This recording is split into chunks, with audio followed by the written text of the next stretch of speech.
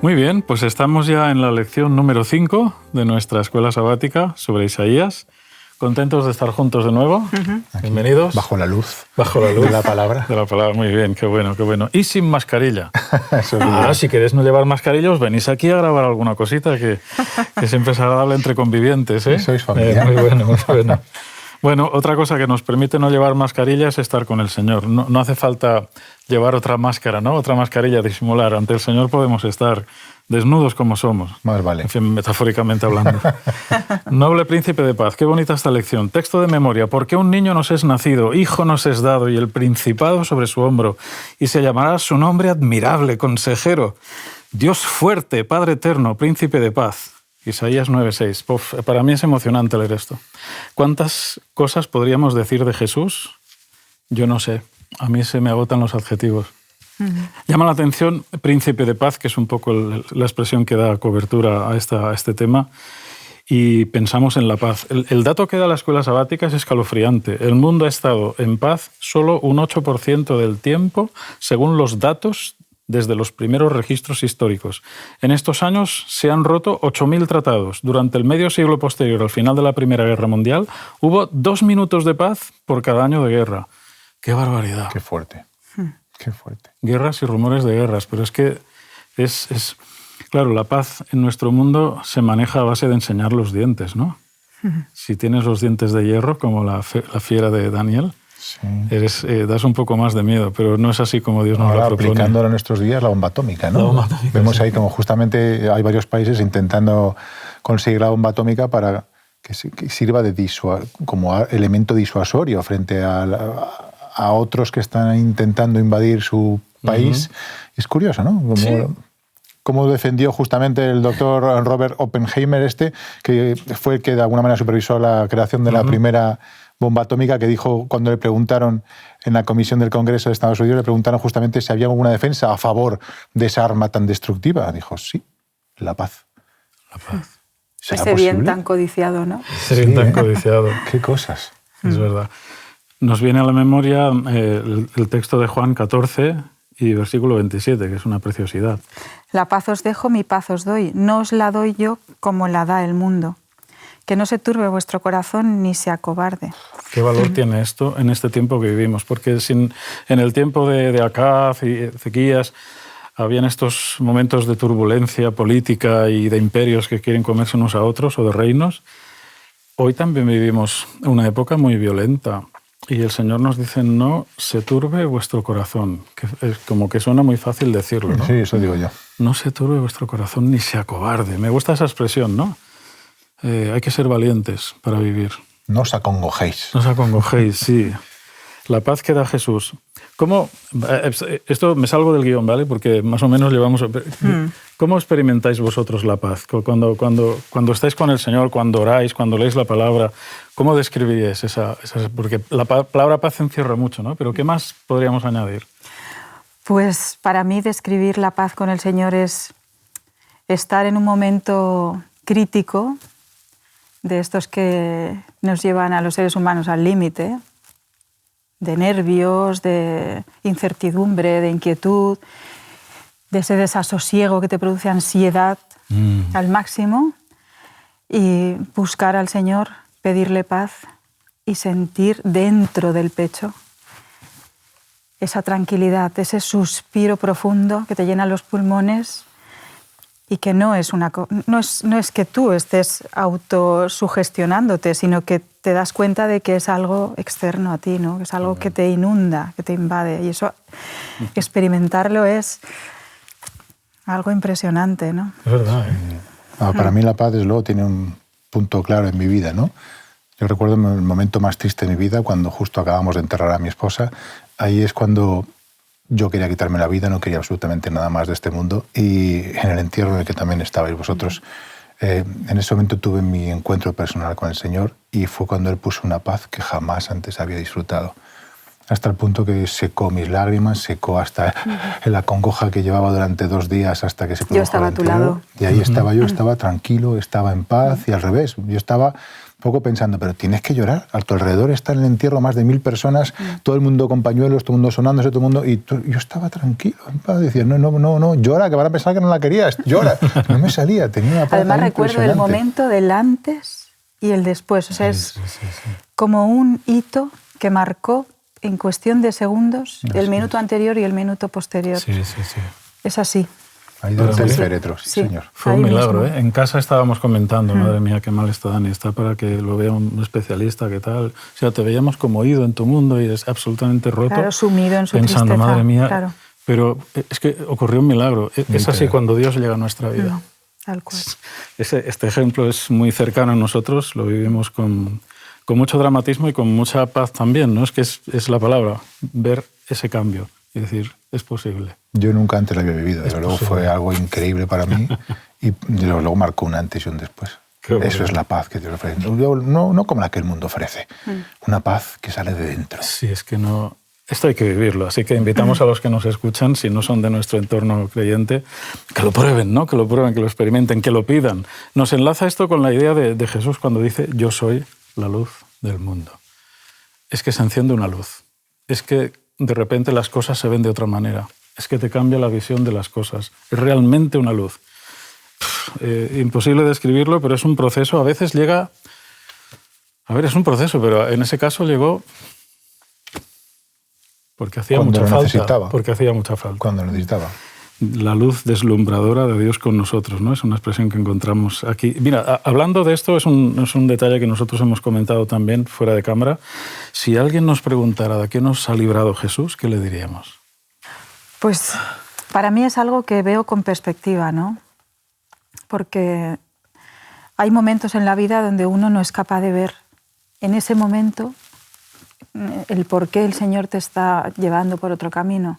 Porque tú estás empecinado en algo y no llegas a comprender esa inquietud que hay dentro de ti, porque tú has caminado con Dios siempre y entonces en ese momento no entiendes por qué el Señor te está llevando por otro lado, ¿no? Para mí es ese momento en el que el Señor te invade, ¿no? Totalmente y te dice, no, por aquí. A mí me libra de mí mismo. Cada uno es consciente de los defectos que tiene. Y yo cuando explico este tema lo explico de manera muy práctica a la gente. ¿De qué nos libra el Señor? Del pecado. Digo, no, te libra de ti mismo. ¿Sabes? Todo eso que te aburre, que te asquea, que te harta, que te enfada de tu carácter y tu forma de ser, de eso te libra Dios. Es un gran peso que nos quita de encima. Desde luego. Una liberación absoluta. Desde luego. Y lo ves con perspectiva, lo ves después, porque en ese momento igual no lo comprendes, pero después al cabo de los años es donde te das cuenta, ¿no? de precisamente cuando el Señor nos dice que si pudiéramos escoger nuestro futuro, sabiendo lo que el Señor sabe de Él, no escogeríamos otra cosa más que lo que Él quiere para nosotros. Dice Jesús, mi yugo es fácil y ligera mi carga. Os invita a buscar primeramente el reino de Dios y su justicia, y os promete que todas las cosas que sean necesarias para esta vida os serán añadidas. La congoja es ciega y no puede discernir lo futuro, pero Jesús ve el fin desde el principio. En toda dificultad tiene un camino preparado para traer alivio. Y entonces ahora explica exactamente cómo el que ve el futuro tiene preparado ya lo mejor para nosotros. Y lo mejor que podemos hacer es confiar exactamente. Esto está en Deseo de todas las gentes. Un libro precioso y que recomiendo de todas formas y a todo el mundo. Me gusta la pregunta que decías tú antes porque yo creo principalmente, Dios me ha librado de tantísimas cosas, de tantísimas y otras más que no nos hemos enterado y que en el cielo veremos. Seguro. Madre mía, de la que nos ha librado el Señor, y estaremos agradecidos por la eternidad, estoy convencido de ello. Así que, tal y como dice el apóstol, dad gracias en todo, hemos empezado a dar gracias ya por todo, hasta por lo que no entendemos. A veces cuesta, ¿no? Dar gracias por estar en medio del dolor, dar gracias cuando todo va bien es como más sencillo. Pero dar gracias cuando las cosas van mal, cuando no llegas a final de mes, cuando tienes un problema de salud grave, y estás dándole gracias a Dios, la gente dice, tú eres un poco raro. Dices, pues puedo ser un poco raro, no te digo que no. Pero la paz que llevo por dentro, cuando le doy gracias a Dios, porque sé que Él está al control de mi vida, eso no me lo quita nadie, ¿no? Sí. Entonces creo que una de las primeras cosas, ¿de qué me ha librado el Señor? Pues para empezar de perderme el estar junto a Él, porque mis caminos eran absolutamente opuestos a los que el Señor pretendía, o a los que Él me recomendaba. Y yo andaba por mis caminos y pensaba que mi vida era mía y la vida como quería. Pero, sin embargo, cuando el Señor te encuentra y te muestra que sus caminos son 1000 veces mejores que los tuyos, dices, qué grande eres, qué paciencia tienes, y gracias porque has sido capaz de corregir mi vida, incluso utilizando el momento más triste, más dramático, más dantesco de mi vida, ¿no? Que fue justamente perder a mi esposa. Y esto nos hace pensar en el texto también de Isaías, vendrá más adelante, ¿no? En otra escuela sabática, el castigo de nuestra paz fue sobre él. Cuando pensamos en Jesús y en su humanidad, parece fácil lo que él ha conseguido, ¿no? En la vida, cuando vemos a un artista o a alguien muy profesional haciendo algo que maneja durante años y lo ves ejecutar una acción, dices, parece fácil. Pero hay una cita de Mensajes Selectos que tenemos en la lección donde nos habla del enfrentamiento personal que tuvo Jesús con Satanás mismo. O sea, como que Satanás no dejó esta tarea a los secretarios, a otros demonios, se encargó él directamente de Jesús. Una mente maestra contra otra mente maestra, en este caso afectada por el pecado. Esa cita la leemos, por sí, favor, la tenemos aquí. es una maravilla. Dice, cuando Cristo vino a este mundo, Satanás dominaba el terreno y disputó cada centímetro en la senda de Cristo desde el pesebre hasta el Calvario. Satanás había acusado a Dios de requerir abnegación de los ángeles cuando él mismo no sabía nada de lo que significaba ni haría algún sacrificio por otros. Esta fue la acusación de Satanás contra Dios en el cielo. Y después de imponer un servicio exigente que él mismo no estaba dispuesto a prestar, Cristo vino al mundo para hacer frente a esas falsas acusaciones y revelar al Padre. Es tremendo esto. Y fíjate cómo tuvo que impactar este mensaje también entre las naciones paganas, cuya idea de los dioses era esos seres que están por ahí muy poderosos en determinados sitios, que viven su vida, tienen sus amoríos, viven sus guerras y pasan de nosotros a menos que llamemos su atención con algún sacrificio, cuando el Dios, que se llama verdadero, viene a encarnarse y a dar la vida por el ser humano. Es una bomba esto.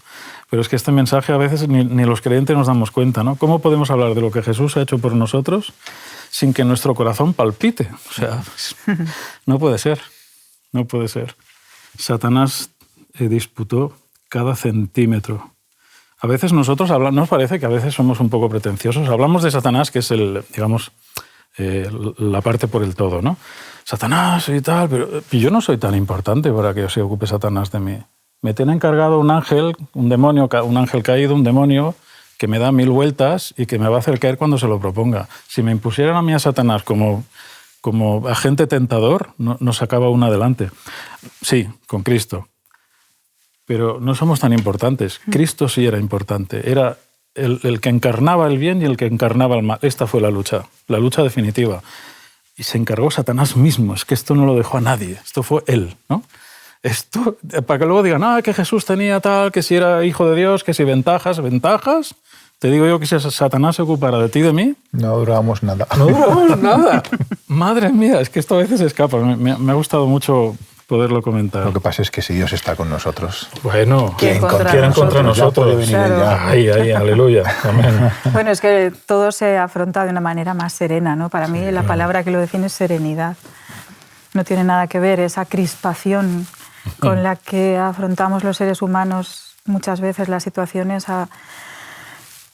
¿no? Decir, bueno, no estamos solos. Reenfocar. Sí.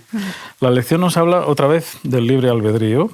Hay algunos textos que vamos a compartir que nos hablan de por qué Dios no ha puesto todavía punto final a la situación que vivimos, pero también nos habla de la vara de Dios, del momento en que Dios empuña el hacha, ¿no? Es una expresión que nos puede resultar sorprendente. Muy humana. Muy humana, sí, ¿no? Muy humana. Quizá fuera de nuestra época. Sí. Hoy en día hachas o... Bueno, el Señor tiene una intención que es salvar al máximo número de personas. Por Él salvaría a todos. No puede ser. No puede ser porque si Dios nos llevara al cielo por un acto de su voluntad, no estaría respetando lo que ha respetado aquí, que es nuestra decisión de andar por su camino. Porque hay corrientes que dicen, bueno, Dios es tan bueno que al final perdonará a todo el mundo. ¿Perdón? Me parece que no es lo que nosotros aprendemos en la palabra, ¿eh? Pero hay corrientes así ahora mismo, ¿eh? Sí, Hay Dios corrientes así ahora perdona, mismo. pero Pues solamente claro, al que acepta su perdón y deja ser transformado por el poder de su espíritu. Libre albedrío. Nada tiene que ver. Si yo no quiero, ¿por qué voy a ir? Me estaría forzando. Exacto. Si hay alguien que no quisiera ir con Jesús cuando Él venga, eso no es libre albedrío. No quiero ir contigo. Claro, o sea, que me va a transformar de malo a bueno porque Él... ¡Ting! Ya está. Eso es magia. Claro, y eso no es decisión, no es libertad. Y entonces planteábamos, ¿qué viene primero, el perdón Sí. o la transformación? ¿O al revés? Sí, es que bonito. No puede haber transformación si primero no hay perdón, es evidente. Sentirte perdonado es lo que te posibilita a sentirte luego, o sea, a dejar que Dios obre el milagro de la transformación en tu vida y a ser tú mismo el milagro para los que te rodean, perdonando a otros que te han hecho daño. Así es. Qué bueno. 2 textos podemos leer aquí. Segunda de Pedro 3:9, buenísimo, muy conocido también, donde explica, o nos da un poco de tranquilidad a los creyentes cuando decimos, ¡ay, Señor, ven ya de una vez! Dice así, no es que el Señor se retrase en cumplir lo prometido, como algunos piensan, es que tiene paciencia con vosotros y no quiere que nadie se pierda, sino que todos se conviertan. Me parece, no es la mejor explicación que se podría dar. Los padres no tenemos tanta paciencia con los hijos. Ojalá. Yo lo pido tantas veces, digo, Señor, dame paciencia, ¿no? Porque me gustaría que todo surgiera así, ¿no? Bueno, yo quiero que dé fruto ya toda esa educación, todas esas semillas que yo he puesto, todo. Pero el Señor con cada uno tiene su tiempo, ¿no? Sí, retomamos esa idea del hortelano, ¿verdad? De las primeras lecciones, donde ¿qué más puedo hacer por mi viña? Es que Él lo hace todo hasta última hora. Nunca tira la toalla. Por eso el tema del perdón es una decisión nuestra. No es que Dios no nos quiera perdonar, es que nosotros cerramos la puerta de la gracia. Nos cerramos la puerta a la salvación. Jeremías 29:11. Vamos a ver este texto que también es una preciosidad. Este es espectacular. Dice el Señor, yo sé muy bien lo que tengo preparado para ti. Son planes para tu bienestar, no para tu mal. Son planes para darte un futuro y una esperanza. Justo lo que deseas. Eso es lo que Él quiere para nosotros. ¿Cómo rechazar esto? Es que el que lo rechaza no Os digo lo ha un secreto. entendido. Este texto es el que yo tengo pegado a la pantalla de mi ordenador, en la esquina izquierda abajo, porque es el que me reconduce, el que me reenfoca, ¿no? Cuando, este no lo he visto yo solo he visto al León de Judá y en grande. Amigo, el León de Judá ha sido para acompañar estos días a la escuela sabática. Sí. Yo lo tengo como la funda de la Biblia. Yo tengo ese texto con la funda de la Biblia. Para cada vez que voy a abrir la Biblia, lo primero que veo es ese texto. Qué bonito. La intención de Dios siempre es buena hacia nosotros. Claro, cuando hay personas que se ven conflictuadas, que se ven sufrientes, que se ven pasando penurias increíbles, injusticias, crueldades, ¿cómo podemos aportarles esta paz? Porque para ellos Dios les ha dado la espalda, les ha abandonado, ¿no? No existe incluso. Y cuando nosotros venimos a dar este testimonio y dicen, ¿tú tienes algún enchufe con Dios? ¿Por qué a mí no y a ti sí? ¿Os habéis visto alguna vez en esta situación? No es fácil dar un consuelo en ese momento. ¿Qué decimos? ¿Qué decimos? No es fácil. Yo recuerdo más de una vez cuando he tenido oportunidad de asistir a entierros, a personas que están pasando momentos difíciles también en funerales. Y cuando me han dado la oportunidad de poderles comentar algo un poquito, algunos que conocen un poco mi caso, pues, ¿y tú cómo puede ser que siendo que has perdido todo lo que has perdido? ¿Cómo puede ser que...? Yo solo sé decir que miré al cielo, clamé con lo más profundo de mi corazón y Dios respondió. Lo que nunca imaginé, porque mi fe no era para nada en absoluto aferrada al Señor, de hecho mi fe era inexistente. Y sin embargo, cuando uno clama desde lo profundo de su corazón, Señor, si de verdad existes, por favor, tú sabes que no puedo más. Ahí estuvo Él, rápidamente sosteniéndome, levantándome, mostrándome que Él estaba a mi lado, dándome paz en el corazón cuando ya no me quedaba ni un gramo de fuerza. Bueno. ¿Cómo transmitirlo esto? Por eso, cuando uno dice, ¿qué es lo que hay en tu corazón para que te motive? Gratitud al cielo. No hay nada más en mi corazón. Y la gratitud, difícilmente, yo puedo comentar cómo vivo mi gratitud, pero difícilmente tú vas a vivirla a menos de que la experimentes, ¿no? Claro. Entonces yo animo a la gente a que de verdad tengan ese encuentro personal con Dios, clamando desde lo más profundo de su corazón. Que no esperen a que vengan momentos difíciles en sus vidas, ¿no? No hay por qué esperar. Quizá tozudos como yo, pues evidentemente el Señor tiene que dejarnos hacerla y actuar hasta que nos encontramos en un momento tan grave y tan metidos en el hoyo que solamente nos queda mirar para arriba, ¿no? Ya no queda nada más. Y es ahí cuando dice, ¿me dejarás ya actuar, hijo? Llevo toda la vida a tu lado intentando que me dejes y tú has pasado de mí. Pero sin embargo, Él sigue ahí dispuesto con su mano tendida a levantarnos, sacarnos del hoyo, ¿no? Como dice la palabra de Dios, y restaurar nuestra vida. Qué bueno. Y ha habido algo muy interesante que has apuntado al principio, y es que mi fe era frágil, era inexistente, ¿no? Y en ese momento de pérdida, de duelo absoluto, Dios hace un trabajo contigo. Y aquí yo plantearía sobre la mesa esta gran pregunta, ¿no? ¿Dios manda el sufrimiento? ¿Cuántas veces decimos, bueno, si el Señor lo manda, pues habrá que aceptarlo, ¿no? Si Dios lo quiere, y personalmente creo que estamos errados en esto. Dios no quiere el sufrimiento de las personas, Dios no envía el sufrimiento de las personas, Él aprovecha todos esos momentos para seguir trabajando con nosotros, para seguir llamándonos, para dejarnos una experiencia íntima con Él, ¿no? Así es. Para trabajarnos un poco, para dejarnos. Sí. Cuando nosotros llegamos ahí, el barro está más tierno, ¿no? Quizá cuando estamos con el corazón endurecido viviendo nuestra vida y pasando absolutamente de Dios, quizá ahí nuestra coraza impide que Dios modele nuestro corazón. Pero cuando estamos pasando momentos difíciles, es como que Dios nos ha mezclado con agua, nos deja que nos mezclemos y en medio de la angustia, dificultad, en medio de ahogarte, el Señor dice, vale, tu corazón es más dócil a mi mano, vas a dejar que trabaje. Mira, además, me gusta mucho ese ejemplo, porque en los 2 últimos meses he tenido la oportunidad de tocar el barro, ¿no? De tocar el barro, de ver cómo lo trabaja el alfarero de cerca, por el trabajo que estoy desarrollando en los 2 últimos meses. Y yo misma he podido ver lo difícil que es preparar el barro para que esté en su punto perfecto para poder ser moldeado. No es fácil, lleva mucho tiempo de preparación. La pella son 12,5 kilos. Yo la primera vez que cogí una pella dije, madre mía, y está dura. Entonces, cuando llega al taller, eso no se puede trabajar. Hay que prepararlo. Y eso requiere de ir cortándola trocito a trocito, ¿verdad? Poquito a poco, y cada trocito hay que irlo trabajando y trabajando y trabajando, e ir haciendo pequeños montoncitos que luego se vuelven a trabajar y se vuelven a mojar, y luego se hace una papillita con el barro que vuelves otra vez, ¿verdad? Y durante varias semanas se va trabajando esa pieza, poquito a poco, hasta que llega a estar en su punto de bizcochado, que dicen, ¿no? Que hay para bizcochar, preparado para bizcochar, para hornear y para darle después ese acabado final espectacular, precioso, que es donde la pieza cambia de una manera asombrosa, ¿no?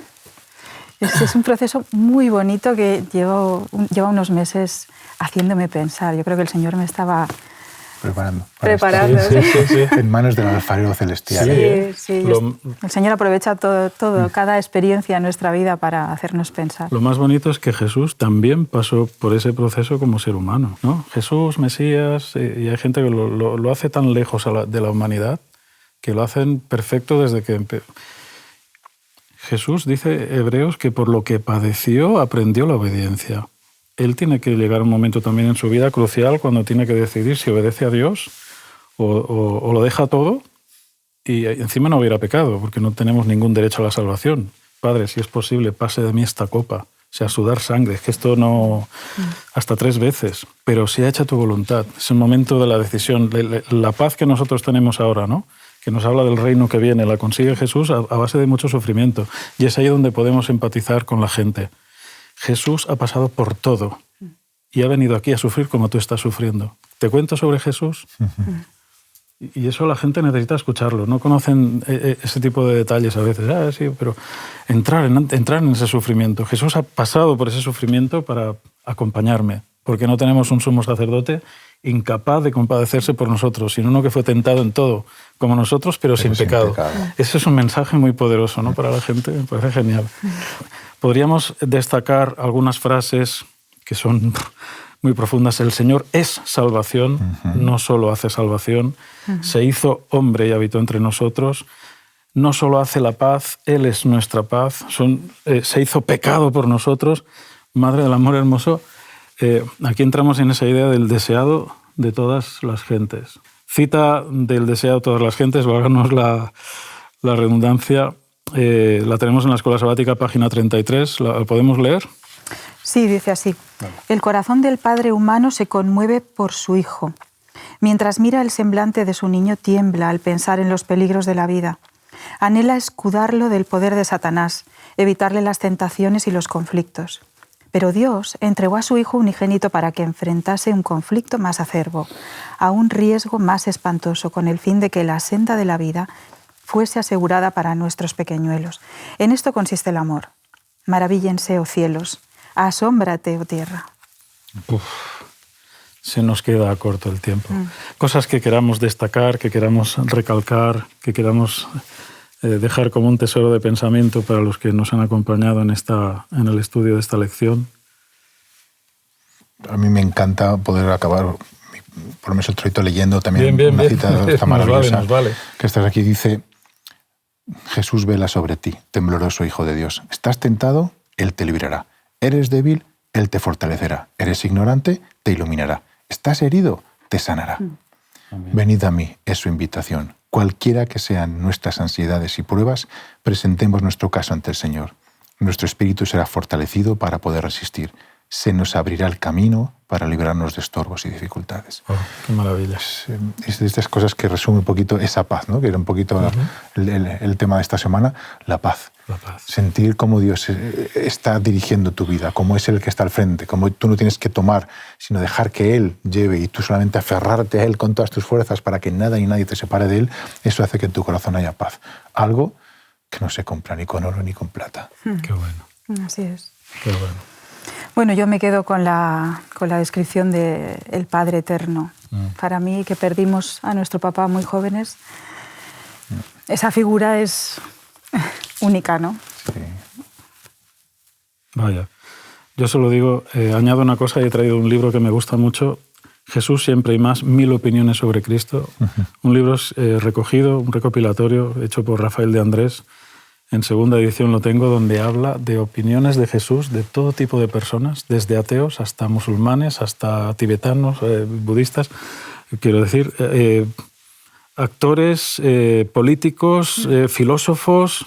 Es impresionante ver cómo la figura de Jesús ha impactado profundamente a personas que no creen en Él ni como Mesías, ni como Dios, pero que no dejan de admitir que Jesús fue el personaje más importante de la historia. Es un libro impresionante, capaz de arrancarte alguna lágrima de vez en cuando lees algunas declaraciones de personas que dices, ¿esta persona ha dicho esto de Jesús?